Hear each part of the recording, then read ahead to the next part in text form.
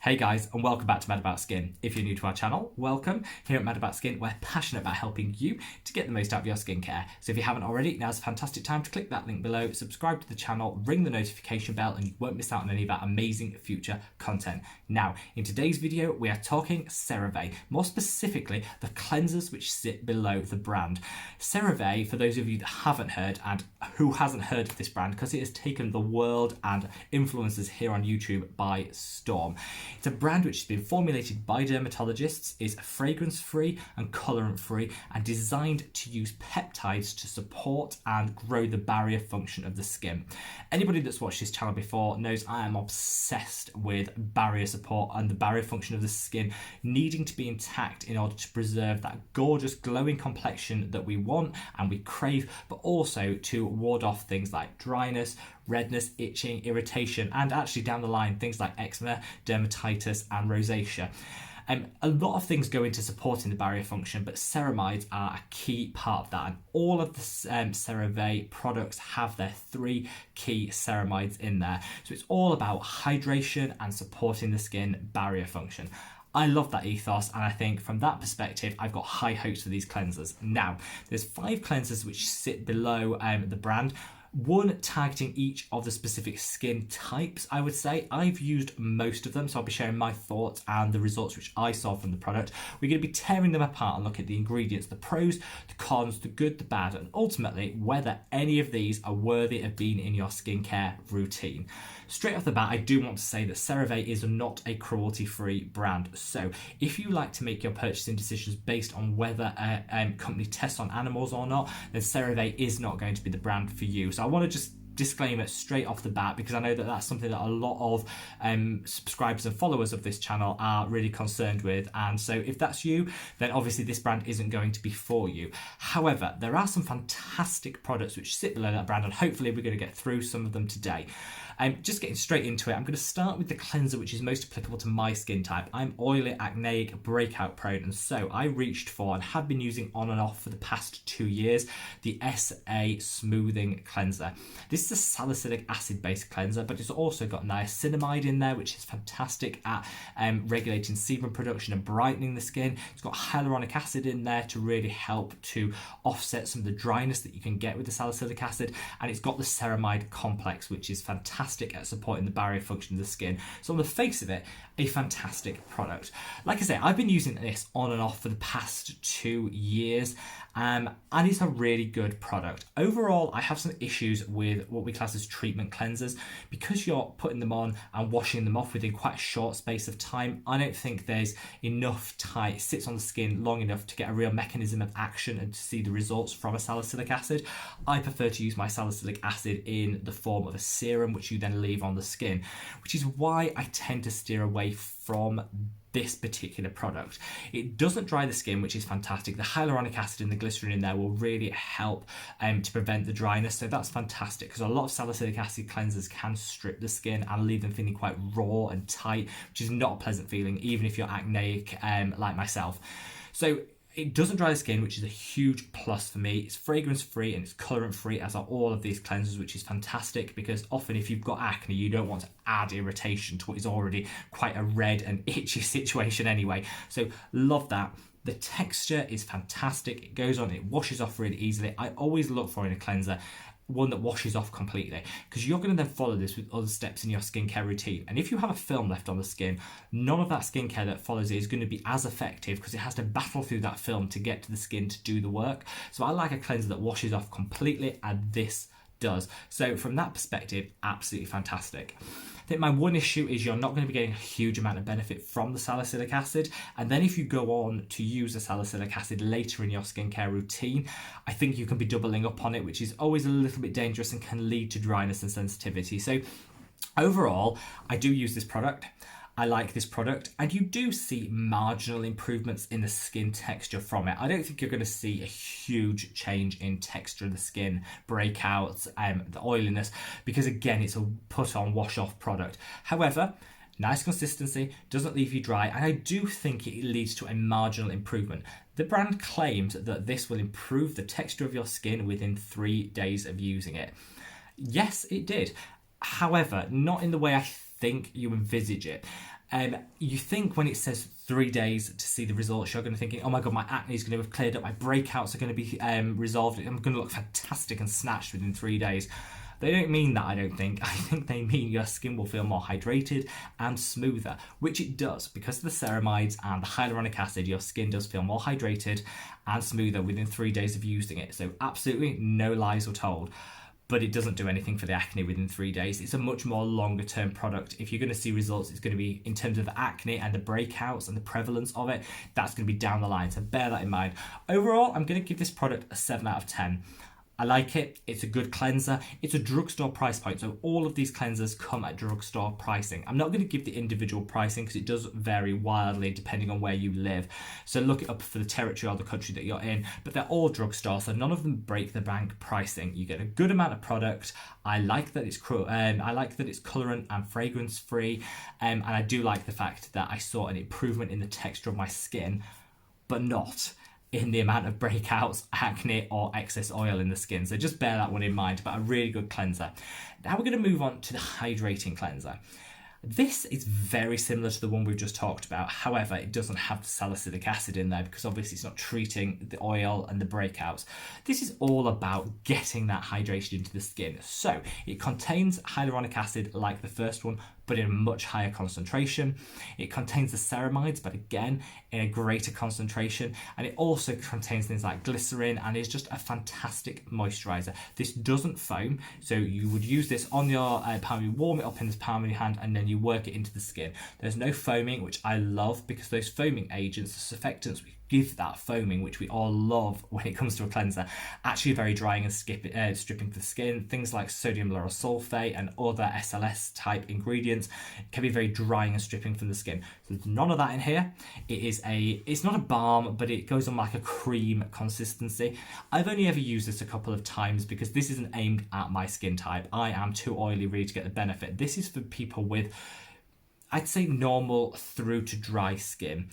Definitely hydrates the skin, definitely will leave an improvement in the barrier function of the skin. And if you are dry, the first thing you need to do is work on that barrier function of the skin, because the barrier is what is going to retain the moisture and protect the skin. So if you can improve the barrier function of the skin, you will hydrate your skin in the long term and see really good long-term sustained improvements. So this is a fantastic cleanser for that.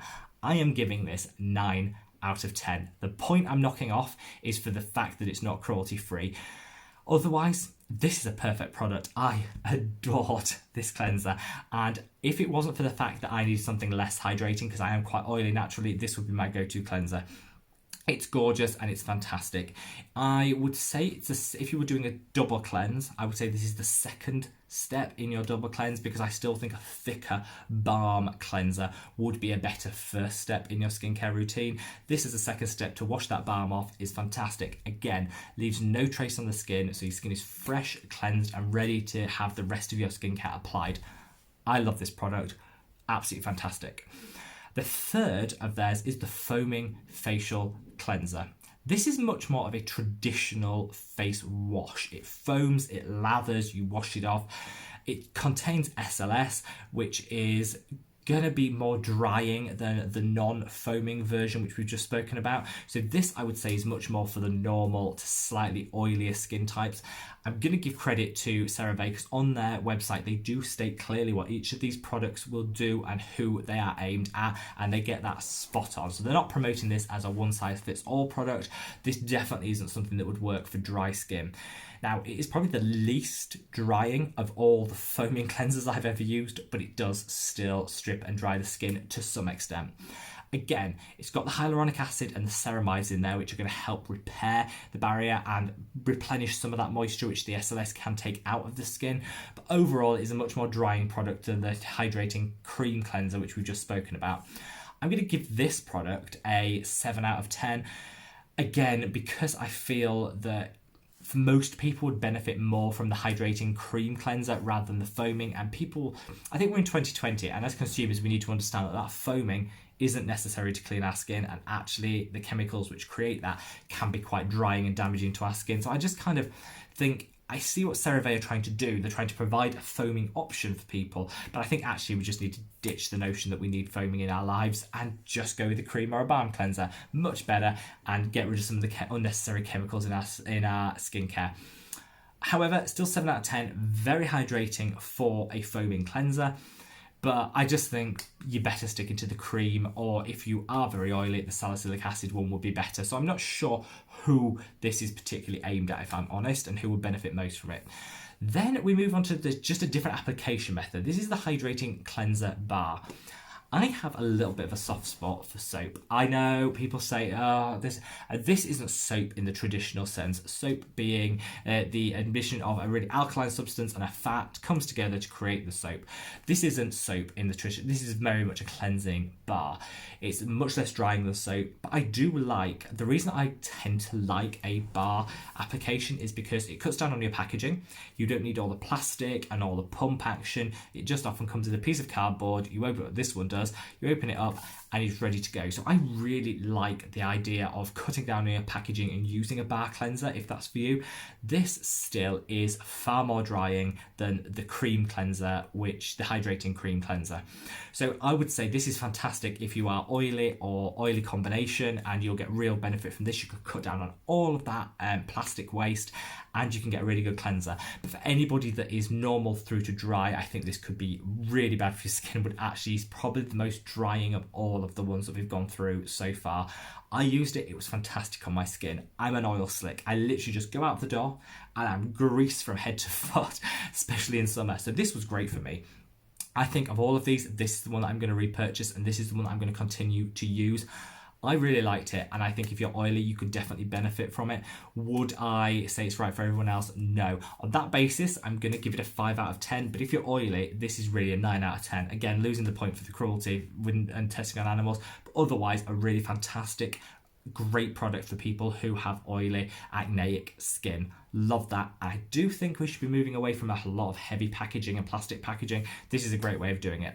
Finally, I feel like we've been very positive to this point. We've had some really good cleansers, and we've had some really nice different applications. And then we come to a right dud, and we have the hydrating cleansing cloths, makeup wipes, cleansing wipes, whatever you want to call them. I hate this. It pains me that a dermatologist-led brand has pandered to the mass market demand for makeup wipes and cleansing wipes. They don't work. They damage the skin, and they're packed full of preservatives and nasties that you just don't want on your skin. CeraVe are not immune from that. It's the same problem. It's just fractionally better formulated, but the same problem. So the issue with cleansing cloths, or the disposable ones I'm talking, not like the muslin cloths that you can apply a product with, the ones that come out of a packet, the makeup wipes. The issue is, because they're wet and damp in that, you have to use a lot of preservatives to prevent the growth of bacteria degrading the product. So it's packed full of preservatives before you even start. The cloths don't really do a lot other than move and smear the grease, the dirt, the makeup, whatever's on you, the bacteria that's on your skin, just moving it around. It's not really removing anything. It looks great because it comes out on the cloth, but actually you have no idea what's left on your skin, which is usually quite a lot of debris that hasn't come off on that cloth. People are too rough because they're not very effective. People really rub with the skin. That rubbing creates sensitivity, inflammation, micro tears, can lead to hyperpigmentation. It's just a nightmare.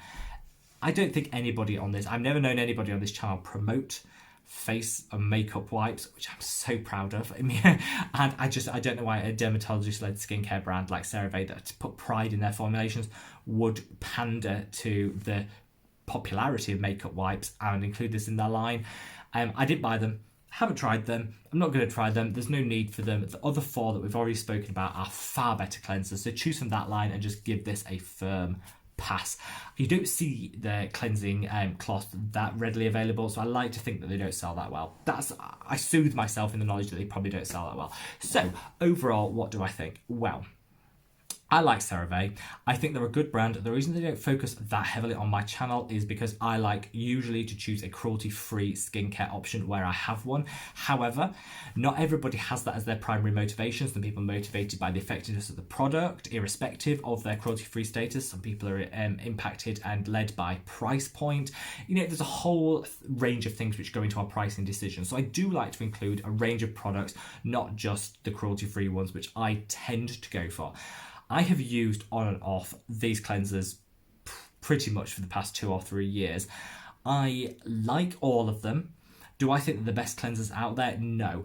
But if you have sensitive skin and you want to avoid things with too much fragrance or colouring in, these are absolutely fantastic and game-changing. Similarly, if you've got acneic skin, the cleansing bar and the smoothing cleanser are really great options. They're not going to change your skin overnight, and they're not really going to do too much for the acne, but they're certainly not going to make it worse. They're non-comedogenic, and they're going to help support the rest of your skincare, which you're going to apply to work much more better.